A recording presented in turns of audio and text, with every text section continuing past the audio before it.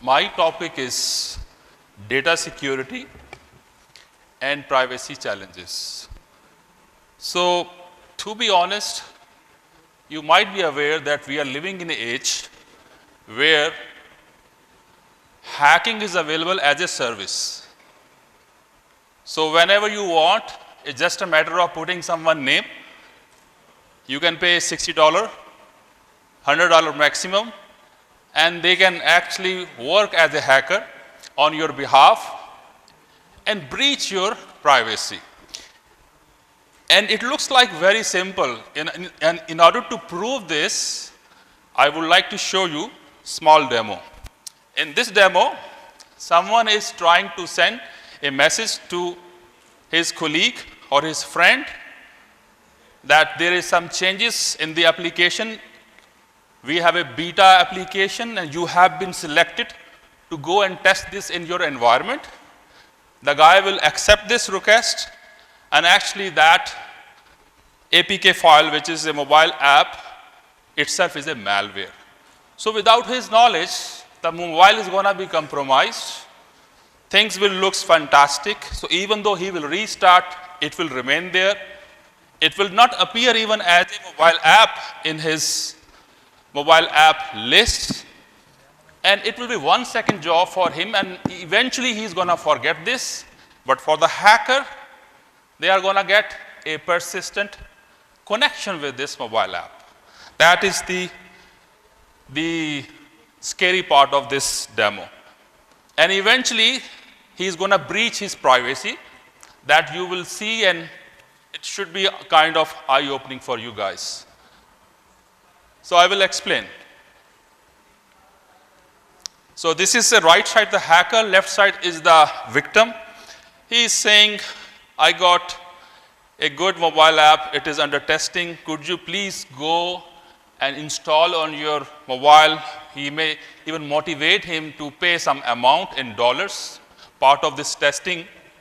And then, actually,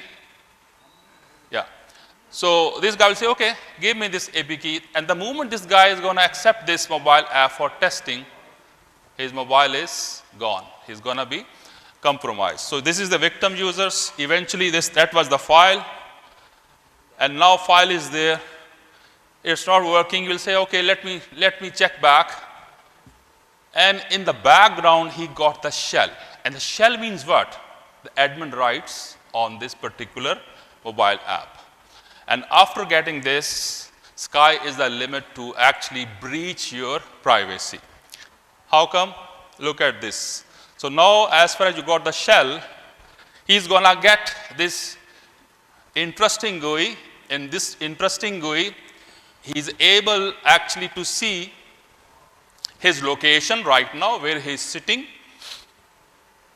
He's going to expose his all passwords, passcodes, Facebook, Skype, all of your password in plain text, he's able to see. Your passcode itself to actually unlock your mobile is there. This is your call logs. All call logs are available for his analysis. This is voice over IP details, all of your SMS now at his mercy. All of your emails, whatever you have configured, whether they are corporate or private emails, your Facebook chat, your WhatsApp, so-called secure WhatsApp, all chat, you can see all of your videos, locations. So look at the height of all these options, which someone sitting maybe 10,000 kilometers away is enjoying this. So unfortunately, whether we like or not, that is the state of affair, and that is the area where this privacy word, usually I say, it should be no more available in the dictionary, unfortunately. And as I said, it is so simple that the cost is not like wow cost. It's just $60, $70. You go and you just provide this. So you're not supposed to be a hacker, what I want to say, unfortunately, to do this criminal job.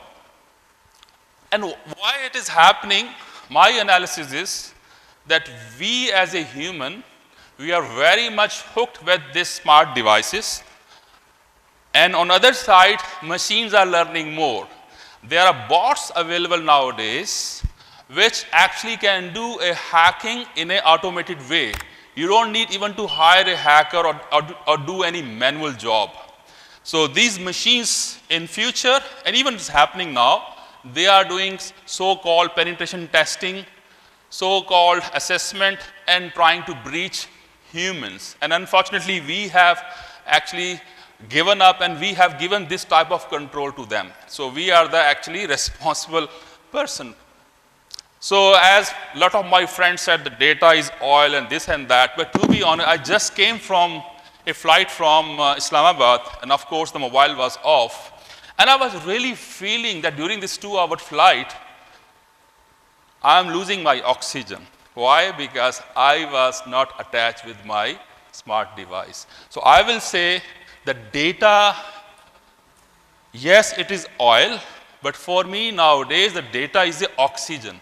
We all can't live without this data in our hand in the form of a smart device.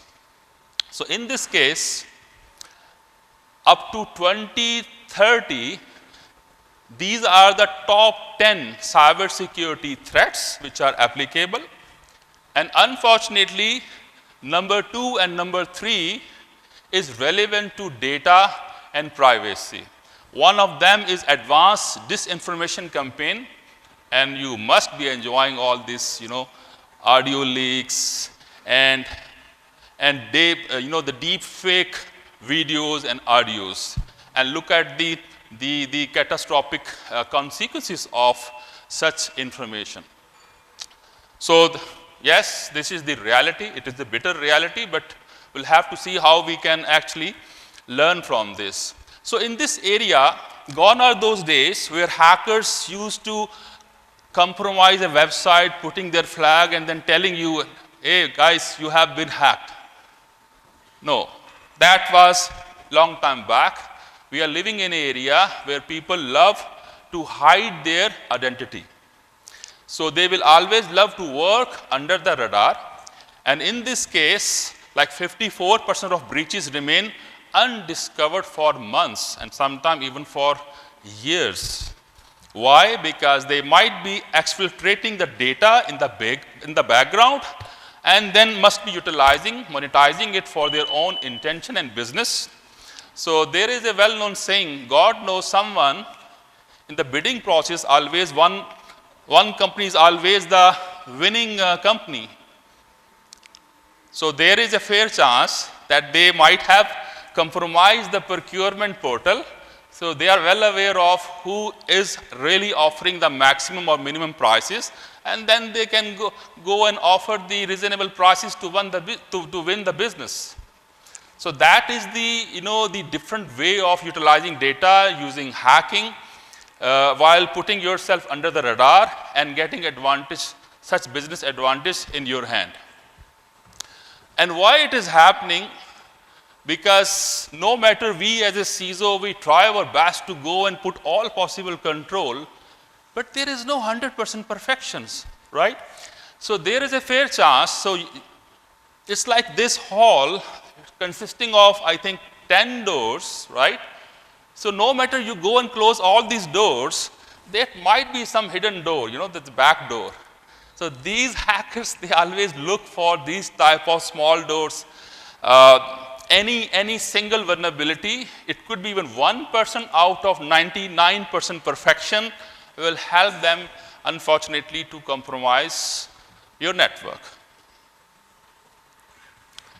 You might be aware, just last week, there a big data breach happened where in Denmark, all the drivers, they were utilizing a mobile app to decide about the maximum speed or the minimum speed of the train.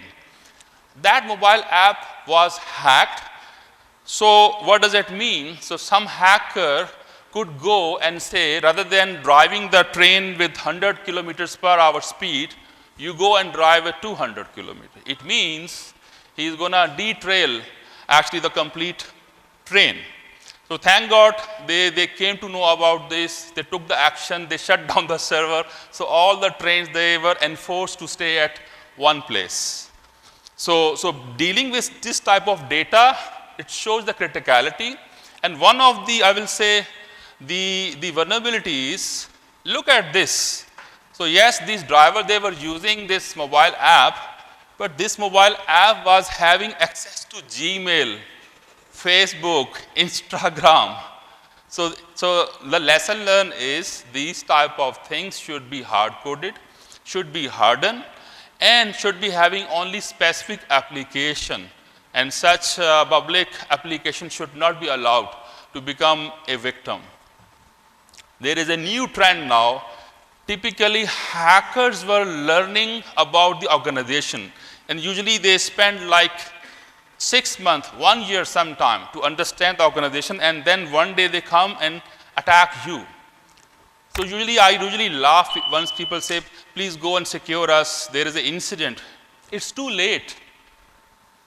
Because typical good hackers, they come on your network 6 months back, they do study, and then one day, they press the button.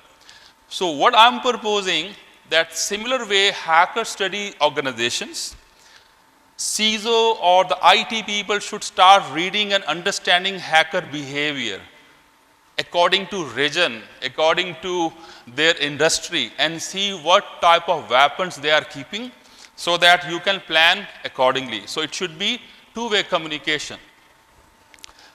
This shows ultimately the data is being kept on big data centers. Should I say I was disturbed or what? But look at where our neighboring country, India, is going. Just within 3 years, all these big companies, Amazon, Facebook, Google's, they are going to spend $20 billion to make more than 45 big data centers in India.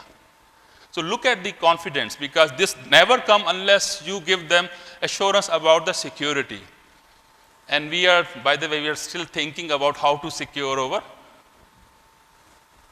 critical data. You know what I mean, for our VIP. So look at this and look at, their maturity level.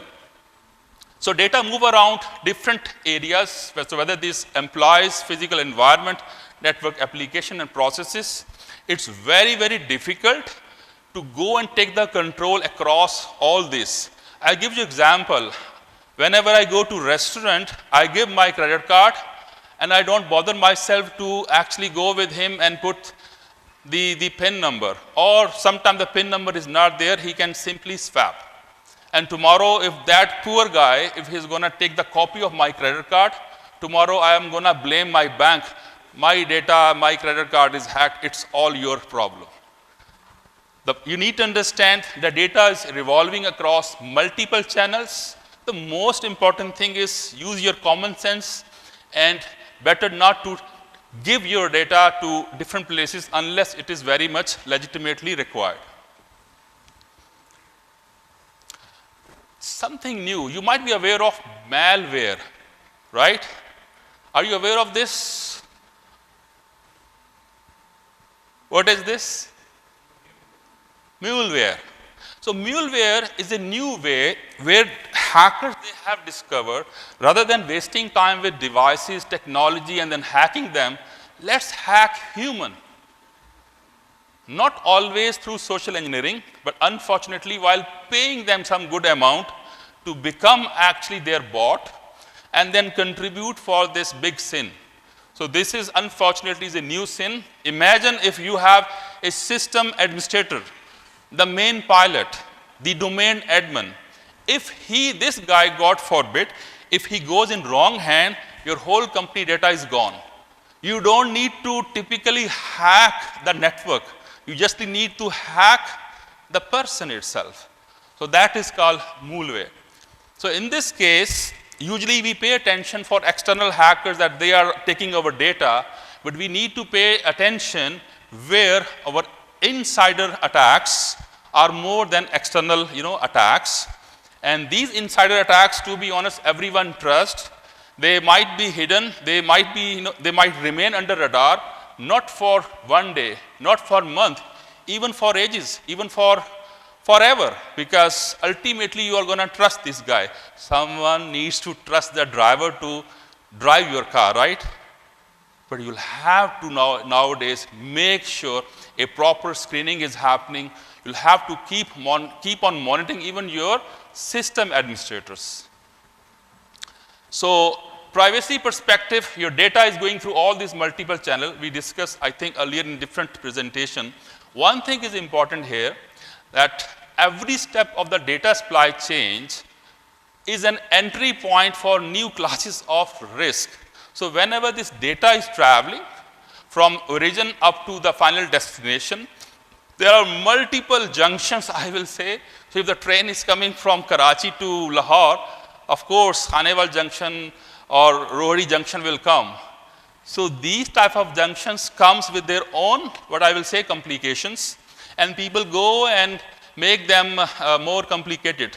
Manipulation of data is possible through this whole, I will say, supply chain of data, and we'll have to put different controls accordingly. So once we say put control, this is a kind of guidance we recommend, not only because of some compliance requirement, because in Pakistan there is no something like GDPR, but for the sake of securing your private and your corporate privacy, you'll have to pay attention. One thing is very important, that companies should actually exercise consent, should take consent from you before they share your data. That is very much important. Data anonymization is very much important, so that should be also exercised. There is a new debate. We used to secure our data center, but where is the actual data? Now the actual data, to be honest, is on your laptop, right? So you'll have to simultaneously not only improve the security posture of your data center, but also your laptop. So there are new technologies, EDR and this type of things being introduced. So both require actually equal, I will say, concentration. You can't ignore this. Now, these are the most famous sectors like manufacturing, healthcare, telco, banking, who are utilizing this data. I will not go into detail in the favor of time, but let me give you one example in case of healthcare where my blood group is there. You know, in cyber security, there are three things important: confidentiality, integrity, and availability. So if someone is able to actually play with the integrity of my blood group, making from AB plus to AB negative, and God forbid, if I came across through some accident and suddenly they want to give me the blood, they will follow the hospital record. And if that wrong blood group is going to be injected, of course, it can create death. So imagine these type of manipulation can even create human loss, what I want to say. So it's not a typical financial loss. This is quite interesting. We spend too much time, we think about big ERP, even in Microsoft perspective, pivotal tables, access report, you know, interactive dashboards, artificial intelligence, all these buzzwords. But practically what is happening? The guy is saying, go back, they are asking to download data in Excel. I have seen, with all due respect, big chartered accountants using a lot of application during their study, but practically you'll find they are going to use Excel file. So what I want to say, these Excel files, they are carrying actually plenty of very, very important critical data that needs to be secure in addition to typical ERP solution. One second last good example of data is data authenticity. This is very important. Take example of LinkedIn.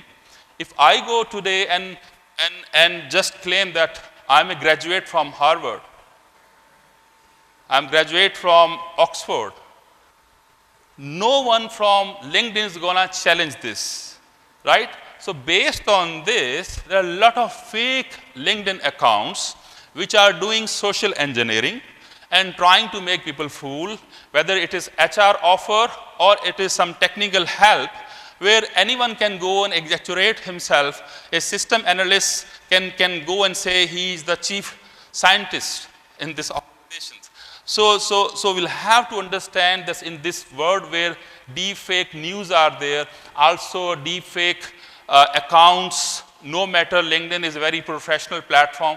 One should be very, very careful, because the data is not being, what I want to say, is properly being authenticated there, right? And this is the well-known picture. Look at this, because these companies, they don't have actually, they don't ever charge you for any money. So of course, one should use their common sense. It means these companies, especially Facebook, if they are taking this much of data from you, somewhere they are gonna monetize them. So never blame them. Better you use your common sense and use those applications which are taking as less as possible private information of yourself. So I leave the decision to you guys. But if you look at the previous picture, after this Facebook and WhatsApp, and so it looks like we as a user, we are just standing, unfortunately, let me say, naked in front of this social media, and they know each and every byte about yourself, right? And this is a very, very scary picture. So that's why on a lighter note, I say you don't need to ask Gali ki Pupo, how is this ladka, you know, in case of any wedding. You just go and see how this guy is behaving on Facebook, Instagram, and how he's holding his emotions. And actually that gives you the actual rating about the overall profile of yourself. So if we are fed up of this, I thought about a demand. The demand is, one day people will say, I am tired of being very popular. I'm tired of actually known on all this social media. I really want to get rid of this. As of today, it's difficult, because the data is spread across all these platforms. It's very difficult to go and cancel or delete this. But I was doing a study of Imperial College. Imperial College, they have mentioned those technologies which are coming in 20 years, in 10 years, or maybe in upcoming 50 years. In upcoming 50 years, one of the technology is this. It's called digital footprint eraser. So people will wish to have a digital footprint eraser to delete their data across all these platforms, so that you can start your human life, normal human life, not the metaverse or not the digital, human life. So that is in big demand. And last but not the least, as I said in the beginning, this word data privacy ideally should be removed from our dictionary, because having all this type of information. And if you really want to actually live a happy life, I think we should follow this. See no evil, hear no evil, speak no evil. So just close your eyes, don't speak a lot, and spend a good human life. Thank you so much.